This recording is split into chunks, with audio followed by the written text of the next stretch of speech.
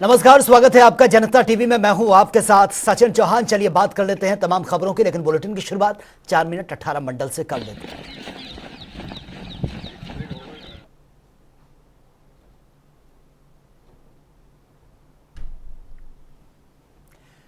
बराड़ा में पुलिस और नगर पालिका ने चलाया अतिक्रमण हटाओ अभियान। प्रशासन के एक्शन से अवैध अधिकारियों में मचा कब्जाधारियों में मचा हड़कंप। पानीपत में इलेक्ट्रॉनिक्स शोरूम में लगी भीषण आग। शॉर्ट सर्किट के कारण लाखों का सामान जलकर राख। सूचना मिलते ही मौके पर पहुंची दमकल विभाग की गाड़ियां। आग को कंट्रोल किया गया।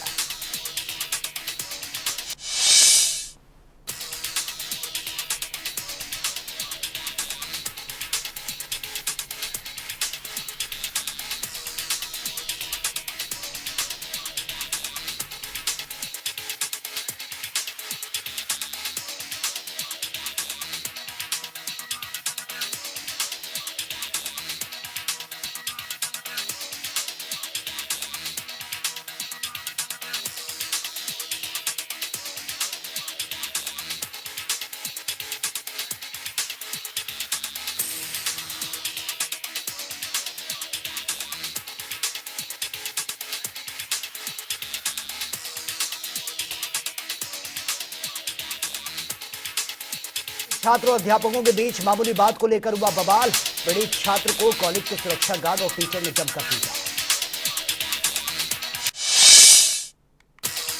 मिर्जापुर में महिला को नशीला पदार्थ खिलाकर दुष्कर्म करने वाले आरोपी को पुलिस ने किया गिरफ्तार। आरोपी वीडियो बनाकर युवती को करता था ब्लैकमेल। इटावा के भरथना तहसील और कोतवाली में तेज आंधी में पेड़ गिरने से महिला की दबकर मौत। खेत में भूसा उठाने गई थी महिला। झांसी के थाना पुंछ में महिला की धारदार हथियार से की गई हत्या। चारपाई पर पड़ा मिला शव। पुलिस ने जांच पड़ताल शुरू की। लखनऊ में आलमबाग के रहने वाले देवेंद्र तिवारी को मिली है गुड्डू मुस्लिम के नाम से धमकी। भारतीय किसान मंच के राष्ट्रीय अध्यक्ष हैं देवेंद्र तिवारी।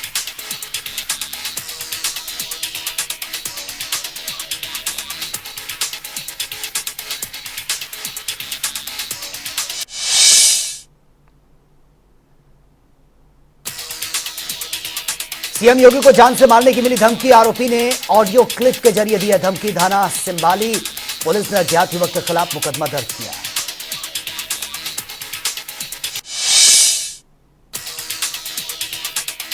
अयोध्या में ईद और अक्षय तृतीया के त्यौहार के मद्देनजर सुरक्षा के पुख्ता इंतजाम। त्यौहारों को शांतिपूर्ण तरीके से मनाने के निर्देश दिए गए।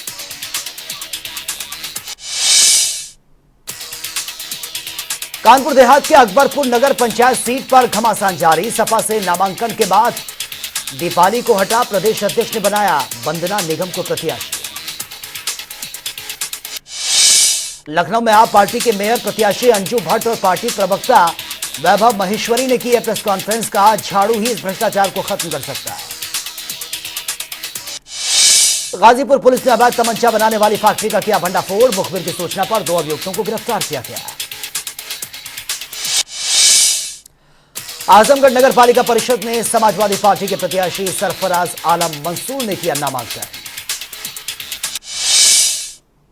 आगरा में बदमाशों के हौसले बुलंद। थाना ताजगंज इलाके में गुड़ीहाई मंडी में युवक के घर पर 2 बाइक सवार बदमाशों ने चलाई गोली।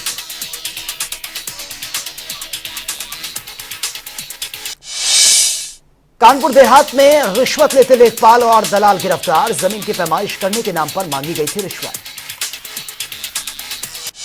गाजीपुर में बसपा से टिकट नहीं मिलने से नाराज निर्दलीय प्रत्याशी ने सपा को दिया समर्थन। 2017 में बसपा के टिकट पर लड़ा था चुनाव।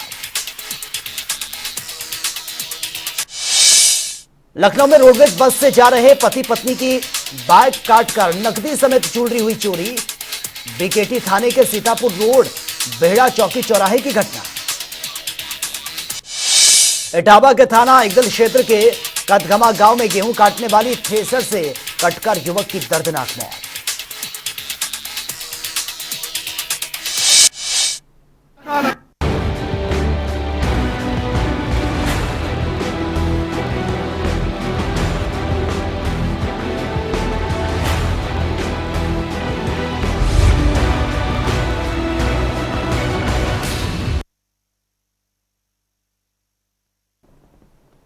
और चलिए खबरों की शुरुआत इस वक्त की बड़ी खबर से कर लेते हैं और ये बड़ी खबर सामने आ रही है। बड़ा हादसा यह हुआ है अयोध्या में। यह सड़क हादसा बूथ नंबर 4 के पास हुआ है और यात्रियों से भरी बस ये पलटी है। यात्रियों से भरी बस पर यह ट्रक पलटा है और हादसे में 3 लोगों की अब तक मौत की खबर यह सामने आ रही है। तो हादसे में 3 लोगों की मौत यह हुई है। दर्दनाक हादसा यह हुआ, बताया जा रहा है कि यात्रियों से भरी हुई यह बस थी जिस पर यह ट्रक पलटा है, जिसमें 3 लोगों की मौत की खबर सामने आ रही है। अयोध्या के पास, अयोध्या में यह हादसा हुआ है बूथ नंबर 4 के पास, जिसमें 3 लोगों की मौत की खबर सामने आ रही है। बताया जा रहा है कि यात्रियों से भरी बस पर यह ट्रक पलट गया, जिसके कारण यह हादसा हुआ है और 3 लोगों की इसमें मौत हो चुकी है। ये तस्वीरें भी आपके सामने हैं, हादसे के वक्त की तस्वीरें। पुलिस मौके पर पहुंची है, लोगों की भीड़ जमा वहां पर हो गई।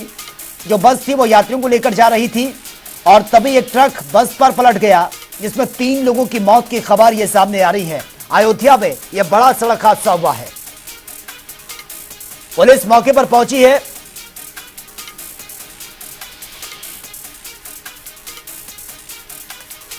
और ज्यादा जानकारी के साथ बीएस लाठी इस वक्त हमारे साथ बने हुए हैं। क्या कुछ जानकारी आपके पास? दर्दनाक हादसा यह हुआ है, बताया जा रहा है कि 3 लोगों की मौत हुई है, क्या कुछ मोर अपडेट? देखिए, अब तक की जो अगर बात की जाए सबसे बड़ा हादसा है आज अयोध्या में। जी जी। बस जा रही थी, जो बस और ट्रक में सामने से टक्कर हुई है और टक्कर की क्या कहे, वो बस के ऊपर ही ट्रक पलटी है, जिससे अब तक 5 लोगों की मौत हो गई है। सीएमओ है राजा सैद और डीएम एसएसपी मौके पे पहुंची है। सीएम ने ट्वीट करके अब जो परिवार है, जो दिवंगत आत्माएं, उनके लिए शांति और शोक प्रकट किया है और परिवार के लिए संवेदनाएं व्यक्त की गई है। तो ये जो बड़ी घटना है, इसको लेकर पूरा जो आर अफसर है मौके पे हैं और हॉस्पिटल में उनकी व्यवस्था की जा रही है। वहाँ उनकी दवाई के लिए, इलाज के लिए समुचित व्यवस्था की गई है और जो रिस्क्यू है वो रिस्क्यू जारी है अभी। और अभी ये कहने पाना कि कितने लोगों की और उम्मीद ये है कि और लोगों की बढ़ सकती है। अब तक 5 लोगों की मौत हो चुकी है। जी बीएस लाठी, लेकिन जो खबर सामने आ रही है कि बस पर यह ट्रक पलटा है, क्या आमने सामने से यह टक्कर हुई है या फिर यह ओवरटेक करते वक्त हादसा हुआ है? जैसे ये दोनों ओवरटेक के चक्कर में हुआ है, ओवरटेक के चक्कर में हादसा हुआ है और बस वहीं से टायर, ये अभी ये किन्हीं कारणों से उसके ऊपर वो ट्रक पे सीमेंट लदी थी। किस कारण से वो ट्रक पलटा और किस टायर से ऐसा हादसा हुआ, ये अब तो जांच का विषय है। मगर अभी रिस्क्यू, अभी ये तक नहीं कहा जा सकता कि ये बस कहाँ से आ रही थी, कहाँ के लोग हैं, कहाँ जा रहे थे। बस अभी वो की स्थिति है, भगदड़ की स्थिति है। लोग दवा करा रहे हैं, लोग को हॉस्पिटल भेजा जा रहा है, जो आला अफसरान में मौके पे हैं। ठीक है, ठीक है, चलिए बहुत बहुत शुक्रिया फिलहाल आपका तमाम जानकारी के लिए। तो बूथ नंबर 4 के पास यह हादसा हुआ है, लेकिन अपडेट आपको बता दें इसमें कि अब तक 3 लोगों की मौत की खबर थी, लेकिन अब खबर यह भी है कि इसमें ये मृतकों की संख्या बढ़ चुकी है, यानी कि मरने वालों की संख्या 5 तक पहुंच चुकी है। कई लोग इसमें घायल हुए हैं जिनको अस्पताल में भर्ती किया गया है। फिलहाल कितने लोग बस में सवार थे यह जांच का विषय बना हुआ है, लेकिन अभी रेस्क्यू वहां पर लगातार जारी है।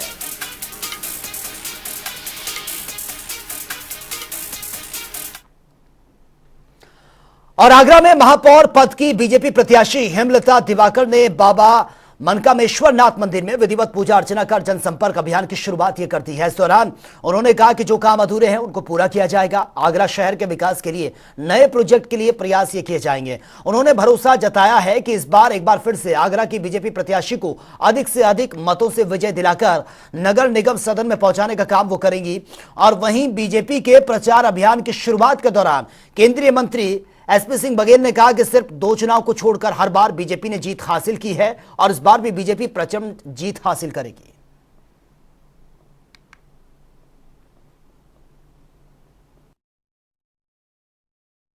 दो नगर निगम को छोड़कर, मेरठ अलीगढ़ को छोड़कर शेष सभी नगर निगम में भारतीय जनता पार्टी के मेयर चुनाव जीते थे।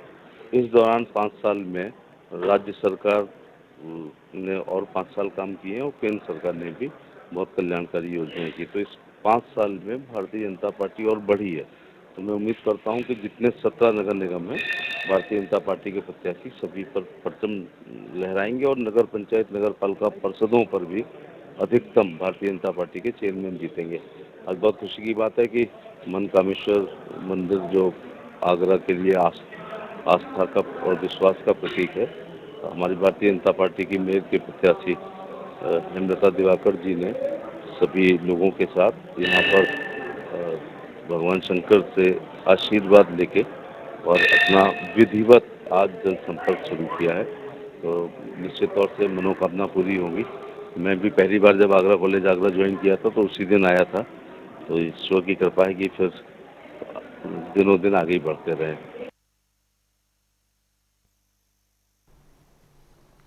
और वहीं प्रदेश भर की हजारों मस्जिदों में आज अलविदा की नमाज अता की गई है। इस दौरान माह रमजान के अंतिम जुमा की नमाज के चलते सभी संवेदनशील जिलों में सुरक्षा के पुख्ता इंतजाम किए गए थे। वहीं नमाज के चलते मस्जिदों में नमाजियों की भारी भीड़ भी उमड़ी और नमाज के बाद मुल्क में शांति, सौहार्द, तरक्की और भाईचारा रखने की दुआएं भी मांगी गई। और लखनऊ में बड़े इमाम बाड़े में अलविदा की नमाज अदा करने के बाद अमेरिका इजराइल के खिलाफ प्रदर्शन भी हुआ है और काफी संख्या में मौलाना कल्बे जब्बाद के नेतृत्व में शिया समुदाय के लोगों ने जमकर यह प्रदर्शन किया। लोगों ने इजराइल और अमेरिका के बैनर और पोस्टर जलाकर यह विरोध भी जताया है। देखिए, पैगाम यही है कि जुल्म के खिलाफ एहतजाज करना इस्लाम में वाजिब है। रसूलुल्लाह की हदीस है, अगर कहीं जुल्म हो रहा हो तो या तो जालिम को रोको, तुम जुल्म करने से रोक नहीं कर सकते हो तो एहतजाज करो उसके खिलाफ। इसका मतलब है कि हर मुसलमान पर वाजिब रसूलुल्लाह ने करार दिया है कि जुल्म के खिलाफ एहतजाज करें। आज आप देखें कि कहीं एहतजाज नहीं हो रहा जुल्म के खिलाफ, बल्कि सब खामोश हैं। अमेरिका ने वीटो कर दिया इसराइल के खिलाफ, इसराइल की हिमायत में। कोई एक भी मुसलमान मुल्क उसमें कोई एहतजाज नहीं है। सब अमेरिका के पिट्ठू, अमेरिका के गुलाम बने हुए हैं। जब तक ये अमेरिका की गुलामी ख़त्म नहीं होगी तब तक के इसराइल की ये जो वो है, जो सरतान बना हुआ है हमारे लिए, जो कैंसर बना हुआ है मुसलमानों के लिए, ये ख़त्म नहीं होगा। अमेरिका की गुलामी मुसलमान ख़त्म करें तभी इसराइल ख़त्म हो सकता है, वरना गुलामी जब तक करते रहेंगे ये सारी इसी तरह से मुसलमानों को मारता रहेगा, ख़त्म करता रहेगा, जुल्म करता रहेगा। क्योंकि अमेरिका की पूरी सपोर्ट इसको हासिल है। लिहाजा इस अमेरिका का बाइकाट और इसराइल का बाइकाट बहुत ज़्यादा ज़रूरी है। आलमी पैमाने में बाइकाट होना चाहिए। और वह माफिया मुख्तार अंसारी की पत्नी और लेडी डॉन के नाम से मशहूर हो चुकी अफशा अंसारी को पुलिस लगातार खोज रही है। उसे पकड़ने के लिए कई ठिकानों पर छापेमारी की जा रही है। इस बीच अफशा अंसारी को लेकर लुकआउट नोटिस जारी कर दिया है ताकि वो विदेश ना भाग पाए। और आपको यह भी बता दें कि माफिया मुख्तार अंसारी की पत्नी उसको लेकर मऊ पुलिस की शिकायत पर सरकार ने लुकआउट नोटिस ये जारी किया है। अफशा अंसारी मुख्तार अंसारी की पत्नी है, जो इंटर स्टेट 191 के गैंग सरगना है, आपराधिक माफिया हैं, जो 2005 से जेल में हैं। मूल रूप से गाजीपुर के रहने वाले हैं लोग, मोहम्मदाबाद के। वो जेल में है तो उनके आर्थिक साम्राज्य को और उनकी गतिविधियों को उनकी पत्नी द्वारा संचालित किया जा रहा है। उसी क्रम में इनके द्वारा 2 फर्में बनाई गई, एक गाजीपुर में और एक यहाँ विकास कंस्ट्रक्शन के नाम जो जमीन ली गई उसमें फर्जीवाड़ा हुआ है यहाँ रहने में। उसमें अनुसूचित जाति के लोगों की जमीन बिना नियम कानून के उसको ग्रैब किया गया, उसको ले लिया गया। उसमें राजस्व विभाग द्वारा जांच की गई, उसमें गड़बड़ी पाए जाने पर उनके द्वारा अभियोग पंजीकृत कराया गया। अभियोग पंजीकृत कराए जाने के बाद उनके द्वारा गैंगस्टर एक्ट अभियोग पंजीकृत हुआ। अफशा अंसारी, उनके भाइयों सरजील रजा, अनवर शहजाद और अन्य लोगों के खिलाफ उसमें वो एब्सकांड कर रहे हैं। अभी तक न उन्होंने सरेंडर किया है न अरेस्ट हो पाई हैं। और पुरकाजी के विधायक अनिल कुमार को एमपी एमएलए कोर्ट ने निषेधाज्ञा का उल्लंघन करने के मामले में 15 दिन की सजा और 100 रुपए जुर्माने की अपील कोर्ट ने यह रद्द कर दी है। एडीजे 3 गोपाल उपाध्याय ने निर्णय के विरुद्ध में दायर अपील की सुनवाई के बाद आज अपील स्वीकार करते हुए निचली अदालत के निर्णय को रद्द कर दिया है। उत्तराखंड में चारधाम यात्रा 2023 का आगाज कल से यह शुरू होने वाला है और इससे पहले सरकार ने बड़ा फैसला लिया है। सीएम धामी ने चारधाम यात्रा में श्रद्धालुओं की सीमित संख्या के फैसले को वापस ले लिया और इतना ही नहीं, ऑनलाइन रजिस्ट्रेशन की वैधता को भी खत्म कर दिया गया है। और इसके मद्देनजर अपर मुख्य सचिव राधा रतूड़ी ने आदेश जारी कर दिए हैं। आपको बता दें कि उत्तराखंड में चारधाम यात्रा शुरू होने जा रही है।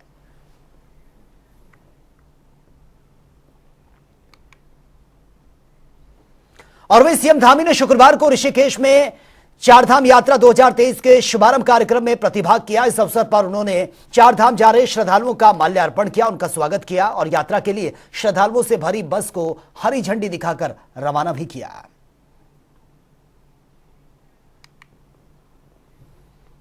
हल्द्वानी में कल से चारधाम यात्रा की शुरुआत होने जा रही है, लेकिन चारधाम यात्रा की तैयारियों को लेकर विपक्ष ने राज्य सरकार पर सवाल खड़े कर दिए हैं।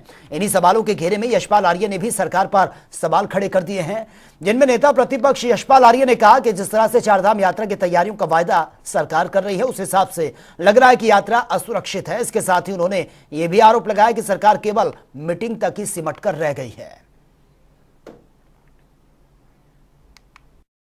देखिए, लगातार माननीय मुख्यमंत्री जी ने समीक्षा बैठकें की हैं और उम्मीद थी कि इस वर्ष की जो यात्रा है, चारधाम यात्रा, वो सुविधाओं से परिपूर्ण होंगी। लेकिन समीक्षा के उपरांत भी हाल जस के तस हैं। तैयारियों में काफी कमी दिखाई दे रही है। यात्रा असुरक्षित महसूस हो रही है और जिस तरह से सड़कों की बदहाल सड़कें हैं,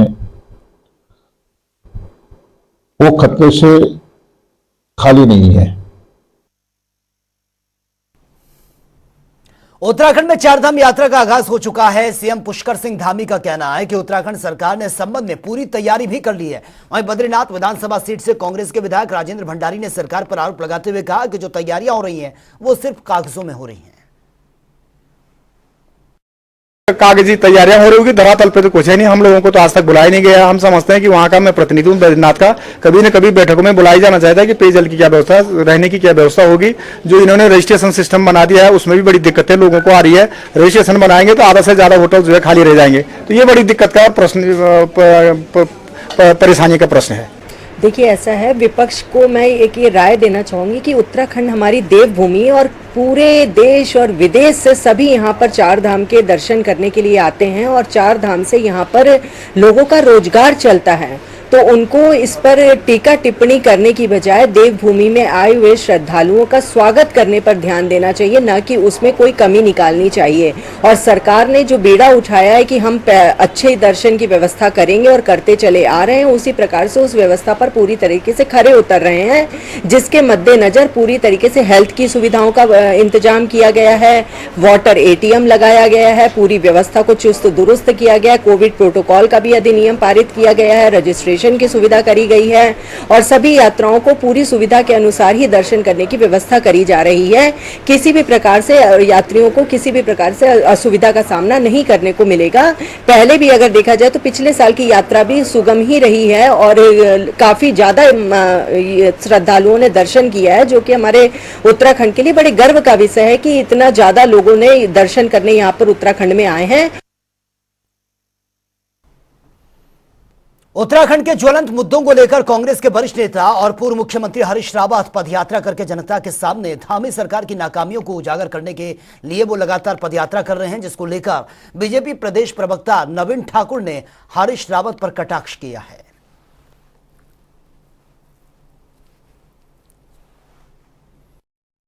हरदा को सद्बुद्धि अपने पार्टी पदाधिकारियों के लिए मांगनी चाहिए, क्योंकि जिस प्रकार की सिर फुटबॉल, जिस प्रकार की बयानबाजी, जिस प्रकार का कलेश और कलह कांग्रेस में है, वो अन्यथा कहीं नहीं है। तो हरदा पहले अपने लोगों को एकजुट करें, उनकी सद्बुद्धि के लिए बात करें, फिर वो अगली बात करें। और रही पदयात्रा की बात, तो इस प्रदेश की जनता ने उनको बार बार पैदल कर दिया है, तो पहले से वो जो पैदल हैं वो पदयात्रा ही करेंगे जो जिसको जनता ने पैदल कर दिया।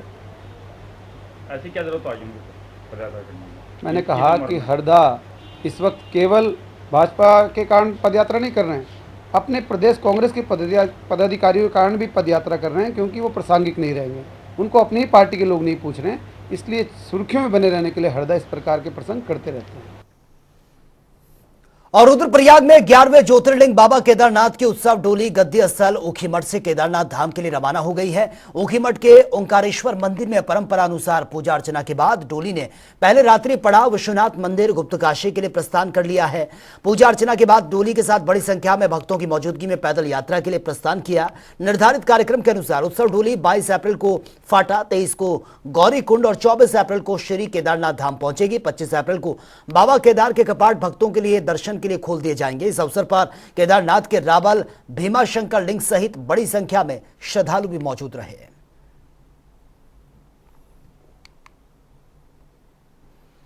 और वे उत्तरकाशी के लोक प्रसिद्ध गंगोत्री धाम के कपाट 22 अप्रैल को यानी कि कल आम श्रद्धालुओं के लिए खोल दिए जाएंगे, जिसको लेकर आज मुखबा गांव से मां गंगा की डोली धाम के लिए रवाना हो गई है। मां गंगा के विग्रह डोली भैरव घाटी में भैरव मंदिर में रात्रि विश्राम करेंगी और वहीं कल अक्षय तृतीया पर गंगोत्री और यमुनोत्री धाम के कपाट ये खोले जाएंगे।